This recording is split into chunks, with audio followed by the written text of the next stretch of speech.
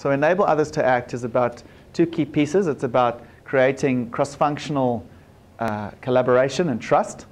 There's very interesting research on systems research, which is a big part of the business excellence model, is that sometimes when you're doing your best in your department and you're not considering the impact on other departments, you could be doing your worst, ironically enough. So there is in enable others to act, there is a requirement or a request to at some level systems think, which means think beyond your own department, break down silos. I'm not going to talk so much about that right now. The other element of enable others to act is empowering people, enabling them to act. And there's some little shadows and difficulties in this one. A lot of leaders think enabling others to act is abandoning them. It's like pushing them off and off you go, and I'm enabling you. And they go off and they fail, and then they go, okay, great, this means I need to control you like I used to control you. So enabling others to act is neither abandoning people nor micromanaging them and totally over-controlling. It's kind of this middle ground. And the way you get to this middle ground is through quality conversations. If you're a leader and you're wanting to enable people and empower them, it's to ask them, I know you want freedom and you want autonomy and you want empowerment. Everybody wants that. And I also know you probably want guidance and direction and resources and clarity. Now, it's an ongoing balance to get those right. It's difficult to get those right.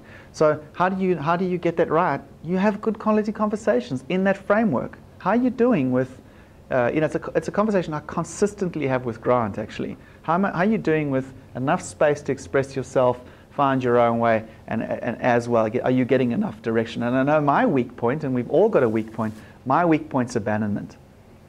If I'm not conscious in the way I'm managing or leading, I end up abandoning.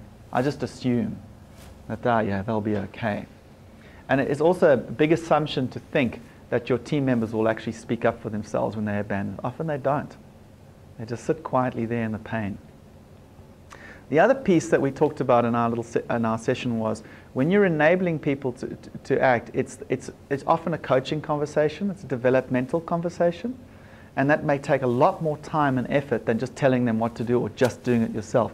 So enable others to act as a process can be very painful and time-consuming initially. But long-term, of course, people are more empowered, they're more resourced, you can get more work done. And we talked about that difference between an individual contributor and a leader.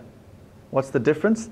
And the individual contributor will typically say, I don't have time to delegate, I don't have time to empower, I don't have time to coach, I don't have time to lead. That's not what a leader says. The moment you tell yourself the story, you don't have time, you're not leading.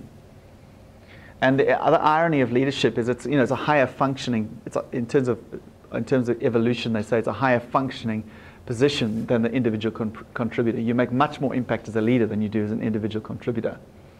And it's the recognition that you can't get great things done alone.